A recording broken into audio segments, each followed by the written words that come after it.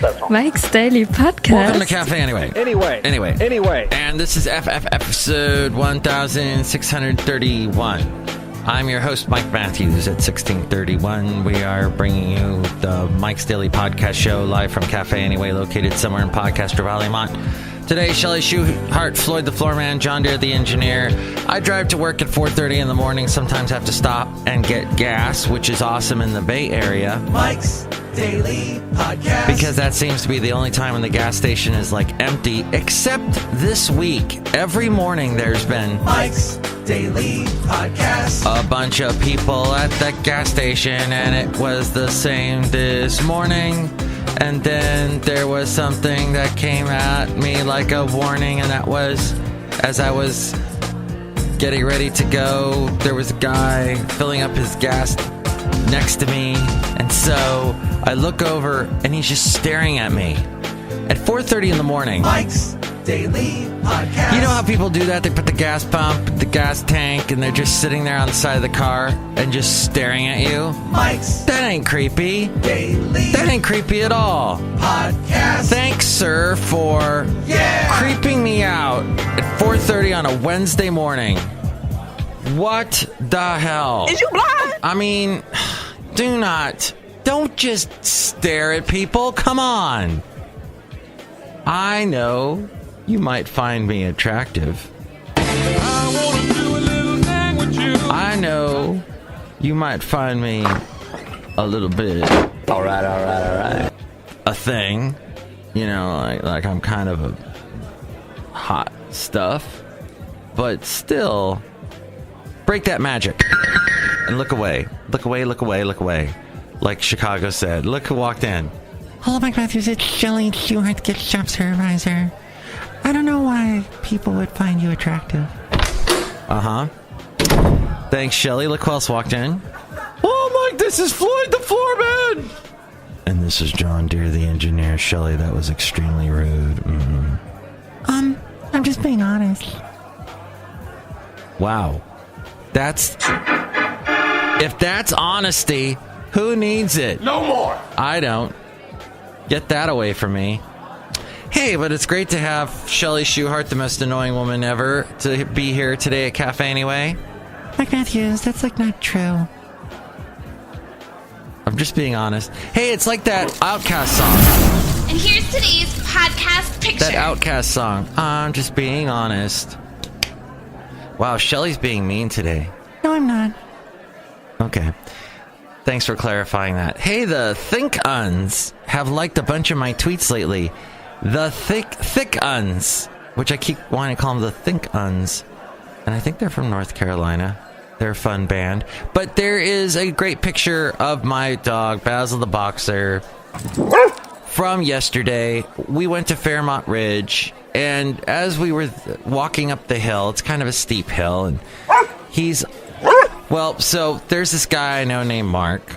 No, not that Mark. The Mark that passed away is someone else completely. Which I was having a lot of thoughts about Mark last evening as I was I could not get to sleep. I got to bed as early as I could because I wake up so early. And I'm lying there in bed and I was thinking about back to Mark and how that guy was tenacious. The guy I worked with. If there was something, a goal, an agenda he was working for, he would do everything and anything to get to it.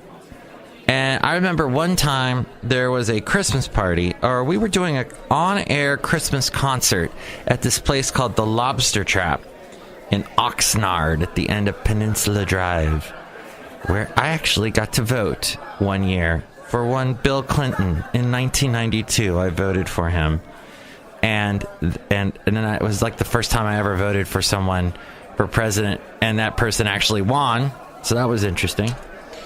So there I was at the Lobster Trap, but this was around Christmas and not during election time. And during Christmas time, what they would do, they'd try and get like a bunch of artists to show up and perform. And then we'd raise money for St. Jude's or something like that. And they were country. There was a country station. They were not the most well known. But there was this one guy who had an amazing voice named Ray Vega. I was a huge fan. And I think I had interviewed him before, so I had spoken to him, and he came back. So he's like, hey, or I was Matt back then, Matt Michaels. Hey, Matt. And there was a song he had come out with called All I Want to Do Is Remember When, or Remember When, I think is what it was called. And it had this cool little hook, little chorus. Na, na, na, na, na, na, na, na, na, na, na, na, na. All I want to do is remember when. Yeah, that's a great chorus, isn't it? Isn't it awesome? Just rivals that of I'm as free as a bird now. No. But yeah, it was not, it did not become a hit. It was not a big song. But I liked the hook anyway. And I said to Ray, you're going to be performing that song by yourself on stage? And he said, yeah. I go, do you want me to sing backup vocals? Backup vocals? On the chorus? And Ray was, yeah, that would be great. And we practiced outside a lobster trap, like on this little bench. And he had his guitar, and he's like, okay, so it's gonna go like this, no. And he goes, and he gave me like the harmony part. So because I'm an idiot with harmonies, so I'm just, oh, okay. So I sing that part, and we did it live on the radio and in front of 5 people that had showed up. It was in the morning, so not that many people showed up at the lobster trap, which had a free buffet that morning for people that showed up, and they had some dang good food. I used to go there with my mom for happy hour. I don't know how it worked out. I had a schedule where my mom and and she had Mondays off because she owned a video store. Yes, I'm throwing out all these facts right now. I could go into all kinds of little weird little explanations of stuff, but just take it at face value. That's the truth, what happened. And there was a wonderful buffet that they'd have for happy hour where you could make these awesome like steak sandwiches and stuff. It was the bomb, to throw out an old term. And yeah, so we did this performance at Christmas, lobster trap, fun time. And then afterwards, I need to go home and take a nap because usually I did nights and I was up till 3 a.m. And so I had gotten up extra early, like I think I maybe got 3 hours sleep so I could be at this thing. And Mark goes, hey man, what are you doing right now? And I said, I'm going to go home and take a nap. And I didn't live too far away from the lobster trap, as I recall. He goes, oh, no, you should stay up here. Take some guarana. And I go, no. He would not let it go until I took the frickin' guarana. It was like he was just this mad promoter of guarana, a pusher man for guarana. So I took the damn guarana, and I couldn't take a nap.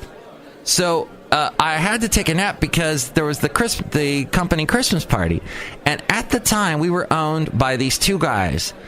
One guy was really nice. The other guy was a jerk. And everybody just bowed down and kissed the feet of this guy. He had been in radio a long time. He was this old guy, and he would walk around the office and you'd say hi to him, and he'd just ignore you. One of those jerks. If I say hi to you, you should say hi back, or just kind of go, nod your head or something. And he did nothing. Anyway, he was going to he gave a speech, apparently, at this Christmas party every year. Well, it turned out that was the last year he gave a speech. Not because he died, which he's probably dead, but anyway, he gave a speech. Anyway. And I wanted to hear it. For whatever reason, I wanted to actually hear it. I didn't even know what he sounded like when he talked.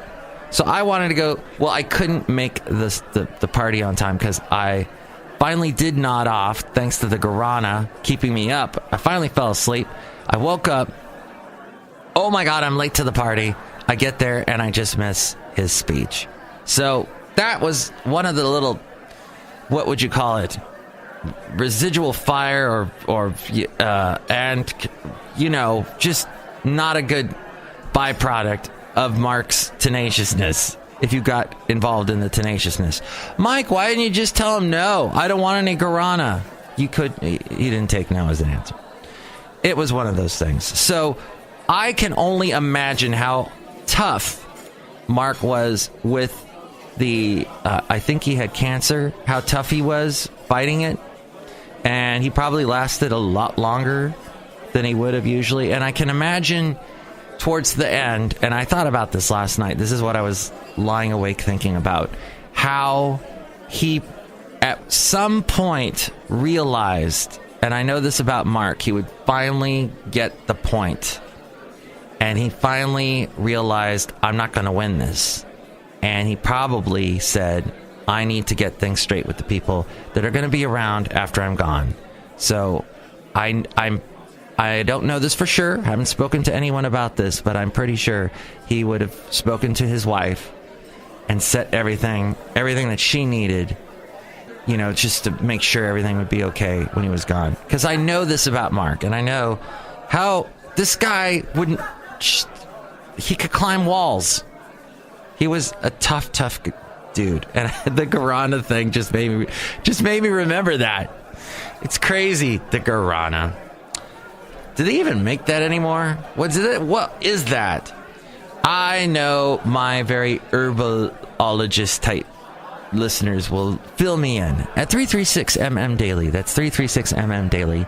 You can also go to the website MIKEs-DAILY-PODCAST.com. This suddenly became a commercial for my website, which nobody ever goes to, but MIKEs-DAILY-PODCAST.com. It was a lot of fun as I drove into work this morning and listened to this show that's a national show, and this guy, he takes calls. Well, at that time in the morning, it's 4:30 in the morning, and people are calling in from the Midwest because they're already awake. They've been awake for a couple of, they're 3 hours ahead or 2 hours ahead. And it's always men that call in, and they were calling about Facebook, and it's, well, I've been hacked into 12 times because of Facebook. They hacked into my phone, my refrigerator, they stole all my food. I don't trust Facebook. I'm deleting it tomorrow. We have a basic responsibility to protect people's data. And if we can't do that, then we don't deserve to have the opportunity to serve people. I'm going to delete it now. And they never do. They keep it. Kristen Bell. So my lovely lady friend DT turned me on to Kristen Bell. I know who she is, but that she apparently has this thing about sloths.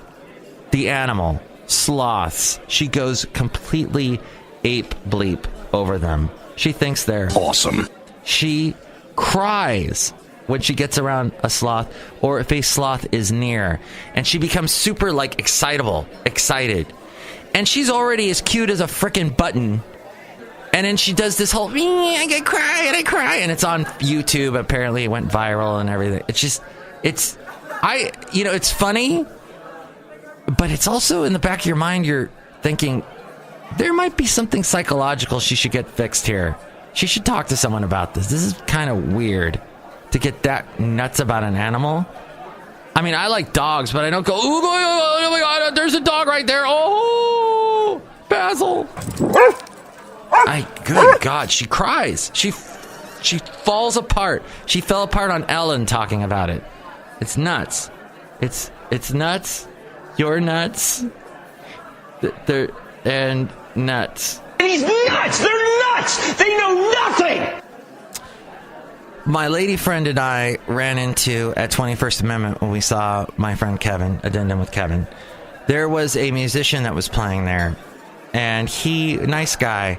But I'm not into the whole overly pushy musician thing. I've got some overly pushy musician friends, and I'm not into it anymore. I get it. You play music. I get it. You got to self-promote. But like, I don't do it. I don't like every set when I meet someone. Hi, I'm Mike Matthews. You should listen to my podcast. I think you find out that I do a podcast when I meet you in person. And you know, if you don't know I do a podcast, you don't find that out for about 3 weeks. Well, actually, my lovely lady friend DT found out I did a podcast within about 5 minutes. But it came up naturally, is what I'm saying. I hate being pushy about stuff. And she and I were discussing when you make a resume, that's your time to shine and to talk about yourself, and it's fun. But some people, that's all they do is talk about themselves. I got a friend, well, he's not, I guess he's a friend. We've known each other a long time. Oh my God, he pushes himself constantly. But the pushy musician, he was, and if you don't see me in this band, I'm going to be at this place, a little bit of this place. He was a nice guy, but next thing I know, I'm liking his Facebook page because he's gone into my phone. But I'm going to delete my Facebook because I don't trust them. They hacked into my refrigerator. Drop the just Facebook. My lady friend and I also watched Lucy Worsley. Lucy Worsley is the British lady I told you about, who is blonde and just really cute to watch. She's so funny. And we were watching this thing called like the history of dancing, and it was hilarious. Dancing cheek to cheek, and Liberty. Sex appeal. But when the diarist Samuel Pepys and his wife Elizabeth let a dashing young dancing master into their house, they discovered a darker side to the... Yeah, that's when she talks like that. Love that accent. Okay, so yeah, we watched that. It was hilarious. The Devil's Work was the name of that. That's episode 1. And it's on YouTube, is why I'm pushing this. Lucy Worsley. You can look up all of her. She's got a bunch of documentaries about England, and I've talked about her before. But I just thought I would mention that once again.